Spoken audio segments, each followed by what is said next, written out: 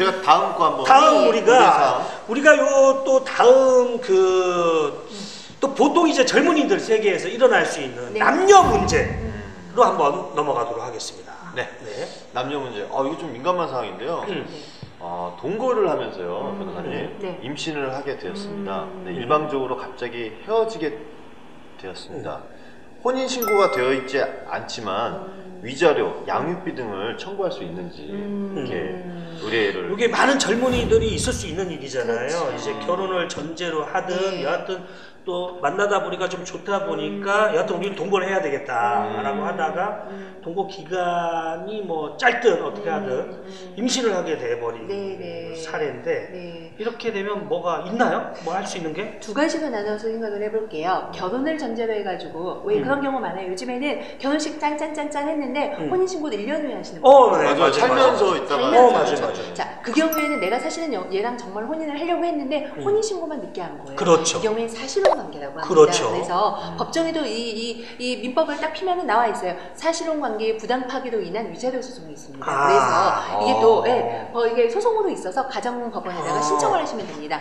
얘가 그렇잖아요. 사실혼 관계는 혼인신고만 안 돼 있을 뿐이지 실제로 부부예요. 그렇죠. 그 사이에서 있었던 재산분할 위자료 다 가능합니다. 그렇죠. 가능합니다.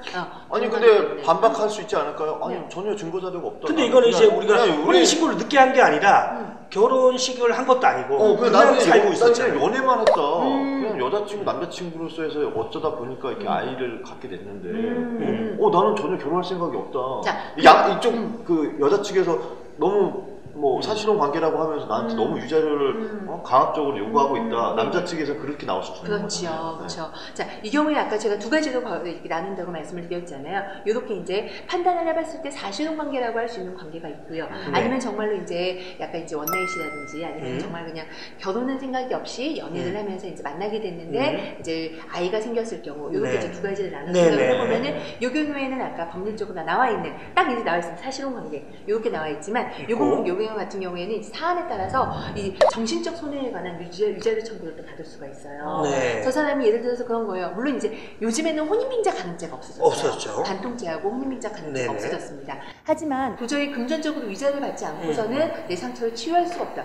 돈 받았다고 치유되진 않아요. 하지만 법적으로 치유 좀 해줘, 다시 만나줘 이런 건 강제할 수 없잖아요. 그러니까 금전을 했는데 이런 경우에 위자료 청구 가능합니다. 결국 두 경우에 다 가능합니다. 가능하지만 당연히 사실혼 관계 즉 서로 꼭 결혼식은 안 하더라도 그런 거 있잖아요. 나 요번에 얼마 전에 구정이었잖아요. 자기야 나 요번에 자기 부모님한테 인사 좀 드리러 가도 되나? 뭐 이런 식의 대화라든지 오간 카카오톡이라든지 아니면 문자라든지 카카오톡 얘기 너무 많이 해요. 라인이라든지 위챗이라든지 별의별 카카오 채팅 그걸 통해서 그런 이야기가 오갔을 때 자 일반적으로 조금 여기 연인 사이에서 좀 더 깊은 연인 사이가 있죠, 그죠? 사실혼 관계가 조금 더 입증이 더 쉽고요. 더 당연히 위자료 액수도 큽니다. 그냥 만났다 헤어지는 것보다는 그렇죠. 하나의 생활 관계를 이루고 있던 와중에 생긴 관계라면 그리고 아기의 양육비는 사실혼 관계든 사실혼 관계가 아니든지 간에 이 아이의 아버지가 그 사람이 맞다면 당연히 양육비는 받아낼 수 있습니다. 결혼의 유무랑 아무 상관없이. 그렇습니다. 양육비는 받아낼 수 있습니다. 인지 청구도 할 수 있고요. 인지 청구를 하면 이 아이가 네 자식이라는 거 인정해. 호적이 올라가는 거죠. 그러면 키울 때 이제 뭐 잠깐 사귀다가 보면은 요즘 젊은이들이 좀 빨리 눈이 맞아서 이제 그 성관계를 할 수도 있잖아요. 그렇게 성관계를 하고 아직 자기가 임신한 사실인지도 모른 채 헤어졌는데 나중에 알고 봤더니 그 사람의 아이를 가졌더라. 그래서 내가 이거를 낳았어요. 그 사람의 동의도 없이 그냥 낳았다고 치고 그래도 위자료는 청구할 수 있는 건가요? 위자료가 아니라 양육비를. 그렇습니다. 양육비는 청구할 수 있습니다. 굉장히 드라마 주제로 많이 나오죠. 그죠? 어쨌거나 동의를 얻고 동의를 하지 않고의 문제가 아니라 일단은 성관계를 한다는 거는 두 사람이 좀 합의된 관계. 물론 합의되지 않은 관계는 더 심한 거죠. 그렇죠. 그런 경우는 별로 생각하고 싶지 않습니다. 저희가 얘기하는 건 합의를 그죠?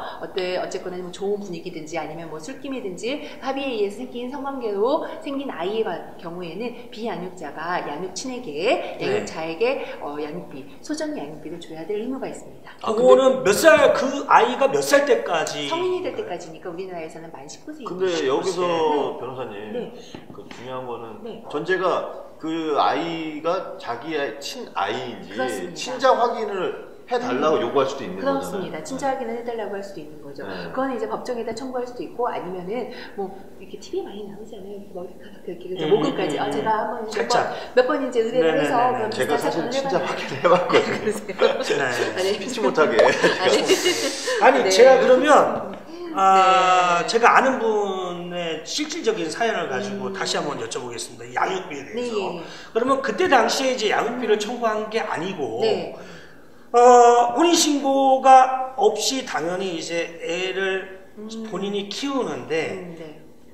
한 20년간 정도를 그냥 혼자 힘으로 키워버리는 거예요. 그래서 이제 힘드셨겠다. 그 딸이 딸이네요. 하필 딸이죠.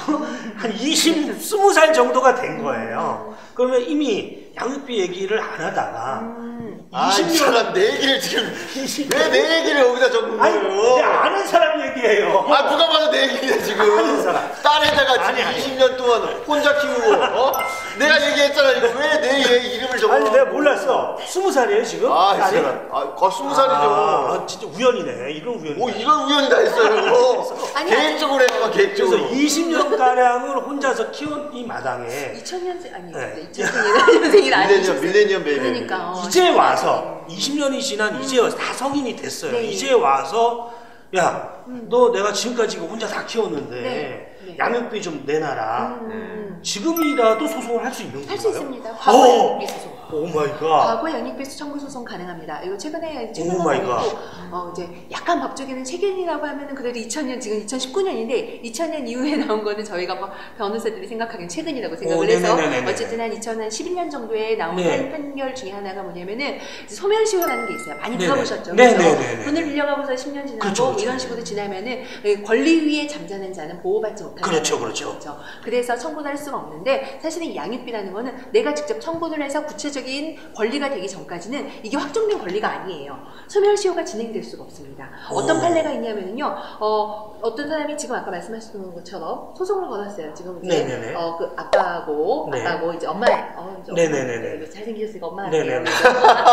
이쪽이 조금 더 엄마가 돼가지고 부담감이 들어요. 네네네. 아빠하고 엄마예요. 자, 외모를 많이 따지시네. 아니요, 외모가 아니라 이제 일단 여기는 엄마가 되기 좀 네네. 힘들잖아요. 그렇죠. 살도 쪘잖아요. 아니 이제 조금 자 아빠하고 엄마인데 이제 지금 아빠가 키운다고 할까요? 자 아빠가 네네, 키운다. 아빠가 키우면서 이제 엄마에게 이제 20년 가까이 됐기 때문에 소송을 걸었습니다. 네. 나한테 양육비 소송을 줘라고 네네네. 했는데 양육비 소송을 하는 도중에 돌아가신 거예요. 상대방이. 자, 이 경우에, 이 경우에 그러면 이 양육비는 그쵸. 이게 지금 구체적인 권리일까요? 아니면 구체적인 권리가 아닐까요? 이 양육비 지금 소송은 상속인들이 계속 해야 될까요? 아니면 안 해도 되는 걸까요? 야, 근데 이거는 상속인이 저는 당연히 해야 될 것 같아요. 저는 안 해도 될 것 같다는 생각이 아니 이거는 상속인이 해야지. 자, 이게 상속인이 해야 되는 게 2심이었고요. 대법원에 가서 상속인이 안 해도 된다. 즉 소송이 종료했다는 게 30입니다. 즉 양육비에 관련된 이 구체적인 권리는 언제 확정이 되냐면 당사자가 협의했을 때 아니면은 양육비 관련한 판결이 확정됐을 때입니다. 청구했다고 해서 확정되지 않아요. 확정이 돼야 돼요. 그러니까 지금 질문하신 거는 여하튼 정답은 여하튼, 대법원에서 안 줘도 되는 걸로 결정이 났다는 얘기예요. 그렇죠. 아까 말씀하셨던 네네. 거죠. 그거 돌아가실 돌아가실 경우에는 때는. 그렇죠. 네. 상속 수계가 안 되는 거고 아까 이제 본론으로 돌아가서 그런 식으로 판결이 확정되거나 아니면 당사자가 협의가 있기 전까지는 양육비에 관한 권리가 구체적으로 확정이 되지 않았기 때문에 소멸시효라는 거는 법적으로 내가 이 권리를 행사할 수 있을 때부터 이제 기간이 진행이 되는 거거든요. 근데 아직 확정이 안 됐잖아요. 내 권리가 지금 아주 그냥 추상적인 권리예요. 양육비를 청구해야지 하는 추상적인 권리인데 그렇기 때문에 20년이 지나더라도 청구할 수 있습니다. 그러면 하지만 조금만 더 양육비는- 추가를 해도 될까요? 네네네. 하지만 아까 지금 말씀하시려고 했던 것처럼 양육비가 20년 동안의 걸 다 하라고 하면 상대방은 너무나 큰 갑자기 그렇죠. 졸지에 그렇죠. 고통을 거액이죠. 그렇죠. 그렇기 때문에 법원은 그런 경우에는 여러 가지 당사자의 연령, 경제 상황 그런 것들을 여러 가지 가지 감안을 해서 많이 경감을 시켜야 됩니다. 네, 그렇잖아요. 한 아이를 키우기 위해서는 제대로 키우기 위해서는 한 몇억 가까이 되지 않습니까? 그렇죠. 저는 아직 거기까지는 안 키워가지고 모르겠습니다만, 그러면 그거를 단순히 이렇게 갚으라고 하는 건 너무나 가혹한 일이기 때문에 예, 많이 이제 경감을 해주고. 네. 그다음에 만약에 이런 경우도 있어요. 이제 애들 이제 뭐 이렇게 뭐 사실혼 관계든 아니면 이혼을 하면서 나 진짜 너랑 너무 싫으니까는 나 너한테 돈 안 받아도 돼.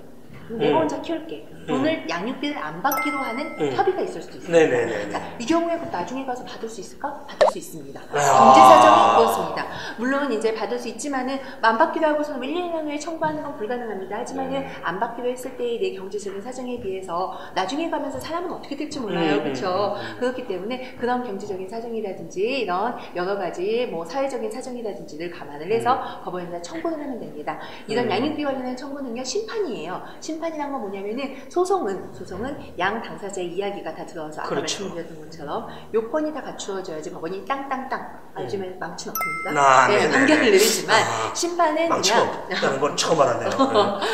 심판은 그냥 판사가 재량을 하는 겁니다. 이 경우에는 보통은 이렇게 생겼어요. 자, 양육비 관련해가지고는 이렇게 법원에서 어느 정도 테이블이 정해져 있습니다. 이렇게 기준표. 그렇죠. 산정 기준표가 있어서 이 테이블에서 기준으로 해서 이렇게 좀 산정이 되는 게 있습니다. 요건 한번 궁금하시면 제가 나중에 한번 설명을 한번 드리도록 하겠습니다. 그러면은 그 아이를 우리 김승현 씨처럼 남자가 키웠던 여자 엄마 입장에서 키웠던 이런 거는 뭐 중요 사항이 아니죠. 중요 사항이 아닙니다. 양육비에 관련돼서 중요한 건 아니죠. 다만 이제 아무래도 남자가 키우든 여자가 키우든 그 상대방의 경제적인 상황, 즉 내가 이제 백수인데 사실 과거 양육비를 지급하기 상당히 힘들지 않습니까? 그렇죠? 내가 기초생활비밖에 못 버는데 그런 경우가 여러 가지가 있으니까. 이게 우연치 않게 하여튼 김승현 씨 이 얘기가 아니었는데 이름 적혀 있어요. 김승현 씨 누가 봐도 내 질문인데 지금 김승현 씨 얘기 아닌데 김승현 씨가 새로운 걸 알게 됐네요. 받을 수 있게 됐다는 거. 저는 몰랐잖아요. 몰랐는데 사실 제가 좀 미혼부거든요. 이제 아이를 지금 혼자 키우다 보고 있는데 사실 뭐 아이 엄마랑 그렇게 나쁘게 헤어진 것도 아니고요. 원만하게 이렇게 헤어졌는데 뭐 아이 엄마한테 양육비를 바라지도 않습니다. 그냥 아이와 이렇게 엄마로서의 관계만 잘 유지하고 그렇게 지냈으면 좋겠고 역시 제가 이 문제에 대해서는 참 저도 좀 느끼는 바가 큰데 왜냐하면 제가 미혼모 분들한테 봉사로 활동도 하러 다니기도 하고 또 여러 이제 얘기를 많이 듣다 보면은 요즘에 이제 사회적으로 가장 큰 문제가 됐던 게 미혼모 분들이 그 양육비를 법적으로는 받을 수 있게끔 다 절차가 됐는데 그 남자 쪽에서 안 줘. 인정을 하면서도 양육비를 계속 안 주는 거예요. 그렇다고 해서 이 남자분한테 강압적으로 달랄 수도 없고 형사상으로 이렇게 소송을 해도 아니에요. 강압적으로 할 수 있어요. 강압적으로 할 수 있어요. 할 수 있습니다. 할 수 있습니다. 강압적으로 월급을 압류할 수도 있어요. 나중에 한꺼번에 받을 수도 있고요. 요즘은 한 3개월 이상 안 내면 감치시킬 수도 있어요. 맞아. 잘하시네요. 그렇죠. 공부하고 오셨어요. 제가 아까도 말씀드렸지만 법조인이 원래 꿈이었어요. 그러시네요, 진짜. 진짜로. 적성검사 했을 때 중학교 3년 내내, 고등학교 3년 내내 그렇게 잘하면서 돈을 못 받고 있는 그렇게 잘하면서 돈을 못 받고 있는 검색창에다가 양육비 이행관리원이라고 이렇게 검색을 하시면 나옵니다. 변호사들이 직접 이런 절차를 도와주시기도 하고요. 그 다음에 긴급한 경우에는 양육비를 국가에서 보조해주기도 합니다. 보조해주니까 그런 시스템도 있고 말씀하셨듯이 양육비를 직접 지급하라고 직장에다가 직접. 그러니까 예를 들어서 양육비를 저희가 돈을 안 주고 아주 나쁜 사람이에요. 양육비를 안 주고 있는 100만 원을 줘야 되는데 직장에서 300만 원씩 받고 있습니다. 그 직장에다 청구를 하면은 그 직장에서 원천징수처럼 바로 이쪽으로 줘야 돼요. 200만 원만 저한테 옵니다. 좋은 정보를 알게 돼요. 그다음에 담보 제공도 가능합니다. 내가 지금 조금 돈이 힘들다 그러면 법원에서 담보 제공하라고 할 수도 있고요. 그다음에 재산 명시, 재산 조회 제도 다 있고요. 아까 말씀하셨던 것처럼 계속해서 양육비를 지급을 안 한다 하면은 법원에다 감치시킬 수 있습니다. 감치도 할 수 있고요. 여러 가지 지원을 받을 수 있는 것들이 있기 때문에 가장 중요한 거는 부모의 이제 보살핌 하에서 아이가 자라는 거지만 사실은 가정은 여러 가지가 있어요. 뭐 편부모, 뭐 이런 식의 단어도 적합하지는 않죠, 그죠? 저희 한부모 가정이라고. 그러니까 하죠. 그것도 네. 적합하지 않아요, 그죠? 그 가정의 하나의 형태입니다, 그죠?